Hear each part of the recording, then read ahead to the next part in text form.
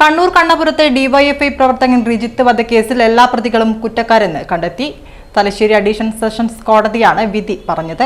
RSS പ്രവർത്തകരായ 9 പേരാണ് പ്രതികൾ. ഡിവൈഎഫ്ഐ പ്രവർത്തകർ റിജിത്തിനെ വെട്ടിക്കൊലപ്പെടുത്തുകയായിരുന്നു. 19 വർഷങ്ങൾക്ക് ശേഷമാണ് വിധി. ഇവർക്കുള്ള ശിക്ഷ ജനുവരി 7 വിധിക്കും.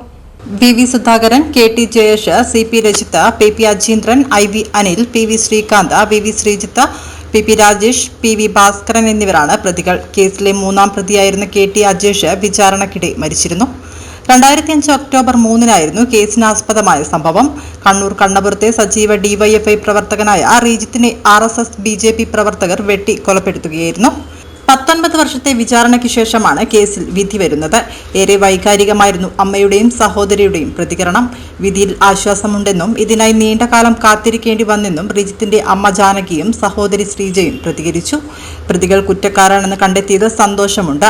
19 വർഷവും 3 മാസവും കാത്തിരിക്കേണ്ടി വന്നു. 17 വർഷം വരെ അച്ഛൻ കാത്തിരുന്നു. 2 വർഷം മുൻപ് അച്ഛൻ മരിച്ചു. ഇപ്പോൾ തനിച്ചായെന്നും മറ്റൊന്നും പറയാനില്ലെന്നും അമ്മ പറഞ്ഞു. വിധി കേൾക്കാൻ അച്ഛനില്ലാതെ പോയെന്ന് സഹോദരിയും പ്രതികരിച്ചു.